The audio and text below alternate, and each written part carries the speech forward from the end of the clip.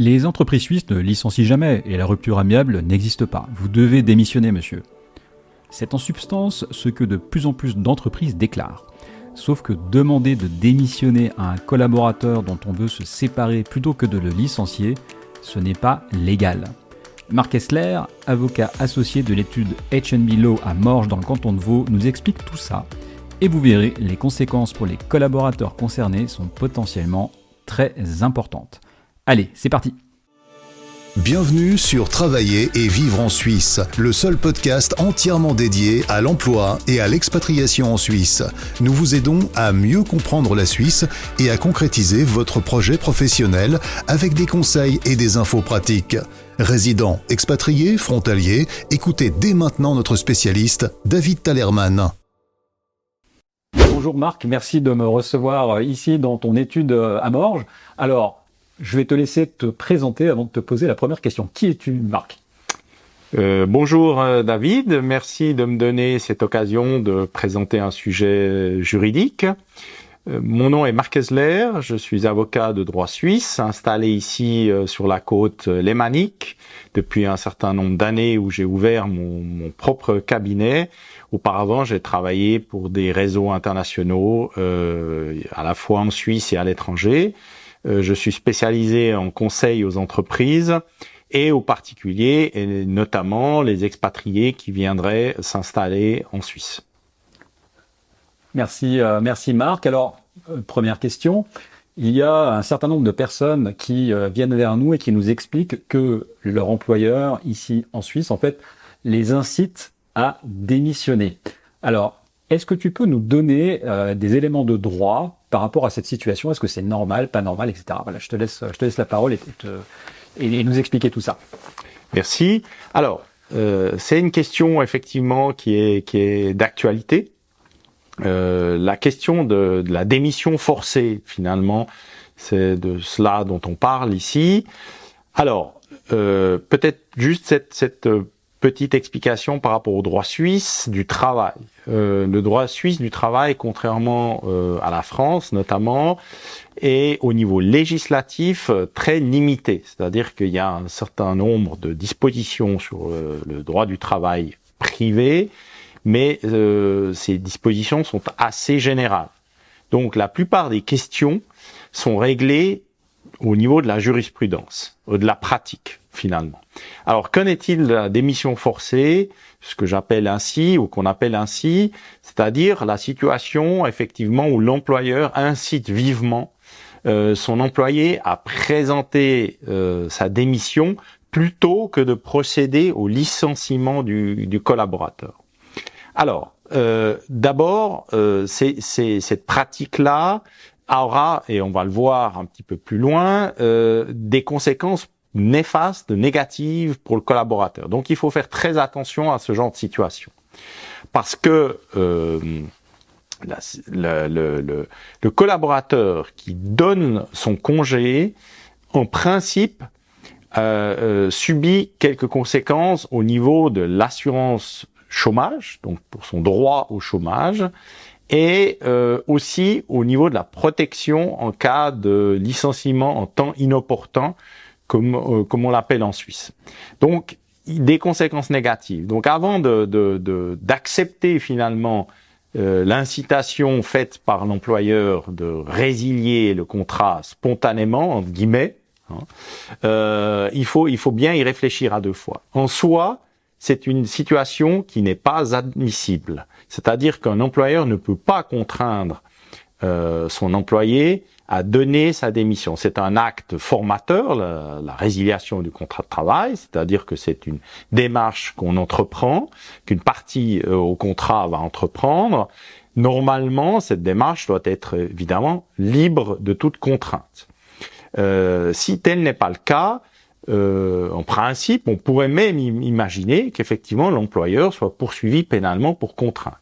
Souvent, ces licenciements forcés sont le résultat d'une forme de harcèlement, de mobbing et d'autres instigations de la part de l'employeur qui va vouloir se débarrasser finalement de son collaborateur.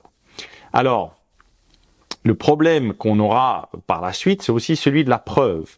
Parce qu'évidemment, si on a une situation où l'employeur a forcé le collaborateur à donner sa démission, en l'incitant à le faire, etc., par des paroles, voire par des écrits. Alors, s'il y a des écrits, c'est évidemment beaucoup mieux pour le collaborateur parce que ce sera en principe à lui de prouver qu'il a été victime finalement de la démarche entreprise par son employeur et qu'il a été forcé, contraint à donner sa démission. Donc là, on a un véritable problème parce que si ce ne sont que des déclarations verbales, ce sera une parole contre une autre.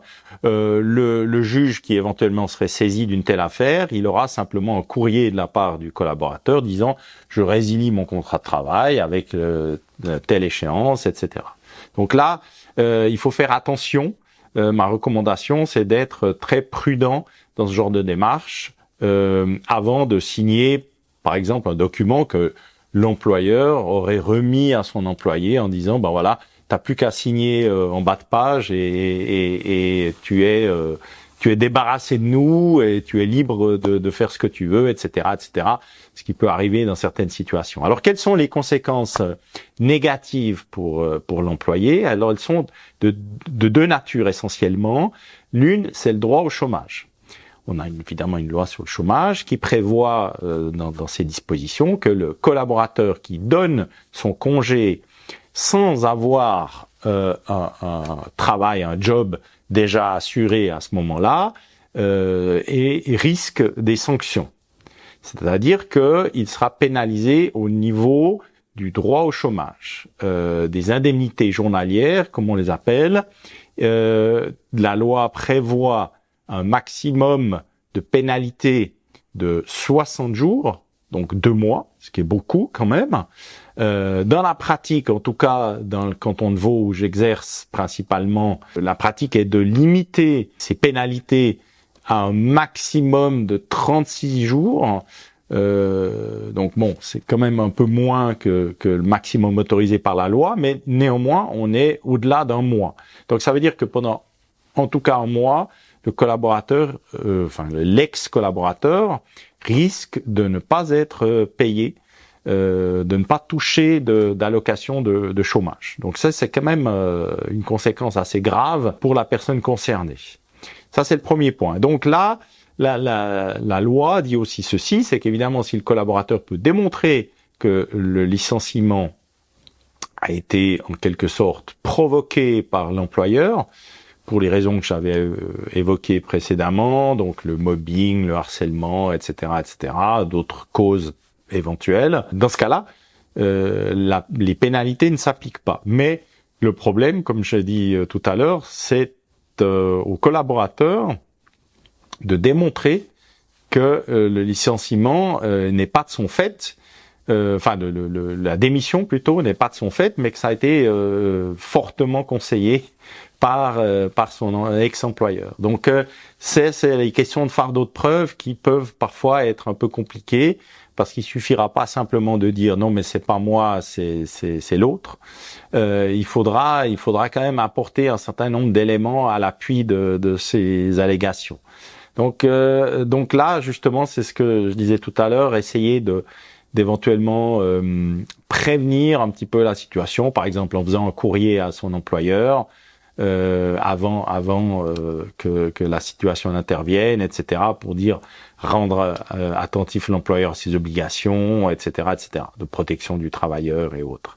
Donc ça c'est un point qui pénalise la personne qui a donné son congé. Donc c'est pas anodin, c'est pas neutre. Le deuxième aspect qui est important aussi, c'est que le collaborateur qui donne son congé spontanément, dira-t-on, ne bénéficie pas de la protection accordée par la loi pour les licenciements en temps inopportun, c'est-à-dire en particulier pendant une situation de maladie où un congé est considéré comme nul. Mais aussi pendant la période de préavis, la période du préavis du contrat de travail, du congé. qui, je le rappelle, en Suisse varie d'1 mois au minimum à, en principe, 3 mois d'après la loi, mais qui peut être aller au-delà, évidemment, avec l'accord des parties. Donc, vous avez un préavis de congé de 1 à 3 mois selon la loi. Pendant cette période-là, si le collaborateur est malade, par exemple, ou subit un accident, eh bien, le délai de congé est reporté pour une durée équivalente à l'absence. Cette protection-là, qui est ancrée à l'article 336C du Code des obligations, elle n'est pas applicable si c'est le collaborateur, le travailleur qui a donné son congé. Donc là aussi, une conséquence très néfaste pour le collaborateur qui aura donné son congé. Et il y a une jurisprudence, notamment un cas au Tessin, où effectivement le collaborateur avait donné son congé, mais où il avait justement été incité par son employeur à le faire. Et là, les tribunaux ont admis que cette restriction ne s'appliquait pas, parce que effectivement, c'était pas une démission spontanée, librement consentie, mais qu'elle avait fait l'objet de pression de la part de l'employeur, et donc la disposition légale qui prévoit précisément ce report du délai de congé en cas de maladie, eh bien cette disposition s'appliquait, puisque on peut parler de contrainte à ce niveau-là. La même chose lorsqu'on a un accord de résiliation entre les parties, ce qui peut aussi arriver, ce qui est possible donc en Suisse, c'est de dire l'employeur et le collaborateur concluent une convention qui met fin au rapport de travail avec certaines conditions, etc. En principe, ces conventions sont librement consenties puisque les deux parties signent, mais là aussi, on peut avoir des cas où c'est l'employeur qui finalement a forcé la main du collaborateur, et on retrouve les mêmes restrictions que je viens d'évoquer. Donc faire très attention avant de signer une convention de ce type-là, surtout si par exemple elle prévoit une réduction des délais de congé, c'est-à-dire que si celui-ci est de 3 mois, par exemple les parties conviennent de résilier pour un délai de congé d'1 seul mois, par exemple. Dans certains cas, le collaborateur peut dire finalement ça m'arrange, je peux passer les fêtes de Noël en famille, etc. Ou la situation est tellement intenable et risque d'affecter ma santé, donc je préfère partir le plus vite possible pour ne pas tomber en dépression.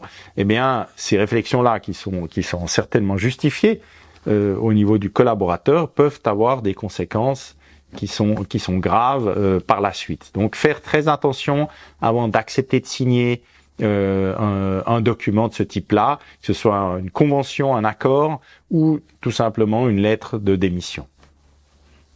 Voilà, ce petit tour d'horizon. Merci beaucoup Marc, très intéressant. Je reviens sur un petit point peut-être d'ordre pratique. Le fardeau de la preuve, le terme fardeau est d'ailleurs intéressant, et le fardeau de la preuve en fait est donc à la charge du collaborateur. Quels conseils pratiques et concrets pourrais-tu donner pour récupérer justement cette preuve? Donc tu as évoqué la possibilité de formaliser ça par écrit. Oui. Qu'est-ce qu'on peut imaginer d'autre? Est-ce qu'il y a d'autres solutions?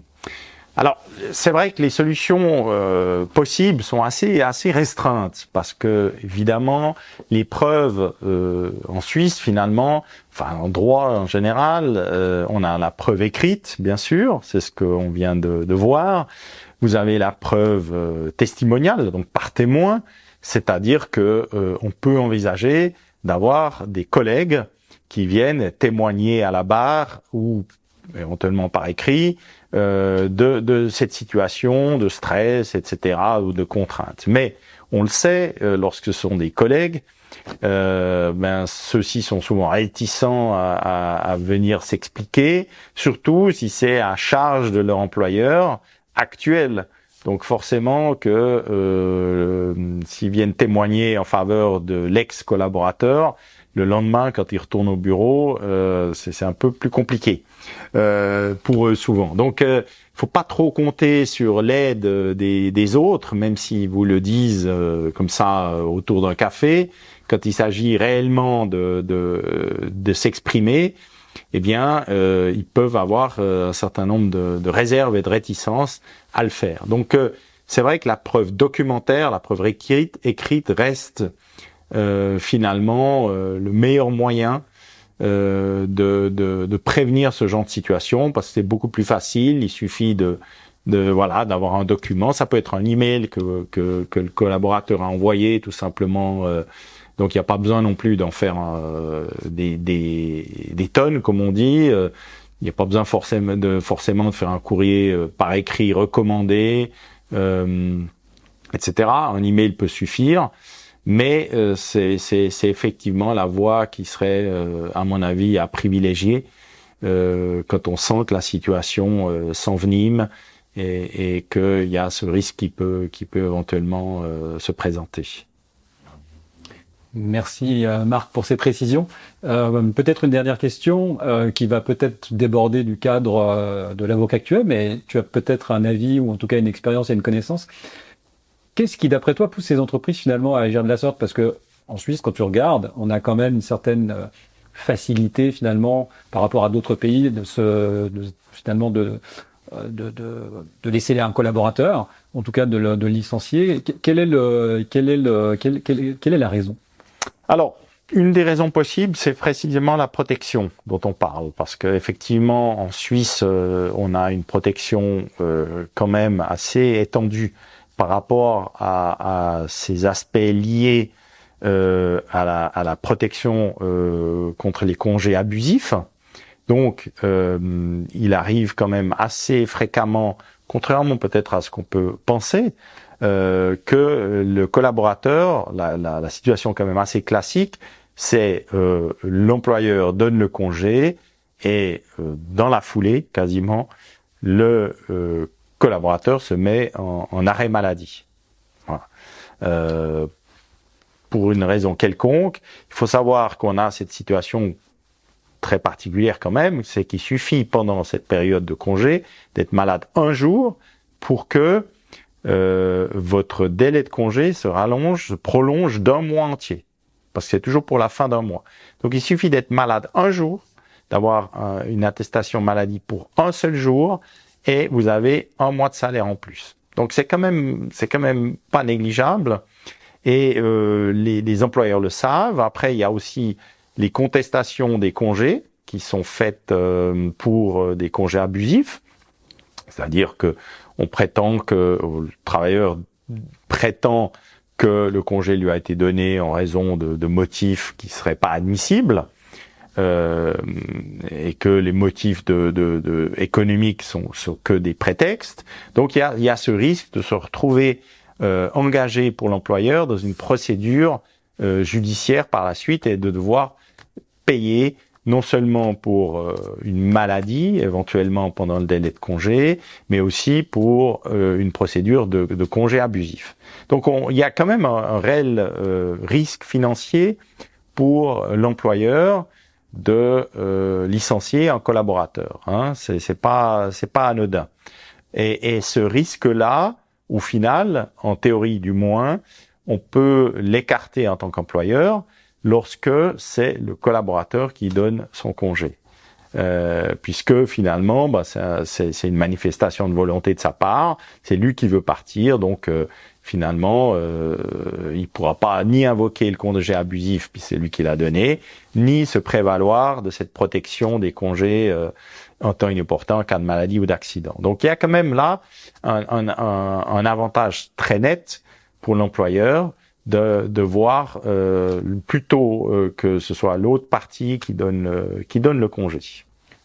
Merci beaucoup Marc pour ces précisions très intéressantes et ces informations que tu nous as données qui sont vraiment très précieuses à la fois je pense pour les collaborateurs et pour les entreprises. Je rappelle que tu es avocat associé dans l'étude H&B Law ici à Morges. Merci beaucoup David. Merci, bonne journée. Merci de nous avoir rejoints pour cet épisode de Travailler et vivre en Suisse. Abonnez-vous à ce podcast et notez-le. Visitez le site www.travailler-en-suisse.ch pour plus d'informations sur le sujet abordé aujourd'hui et pour accéder à encore plus de ressources et d'informations.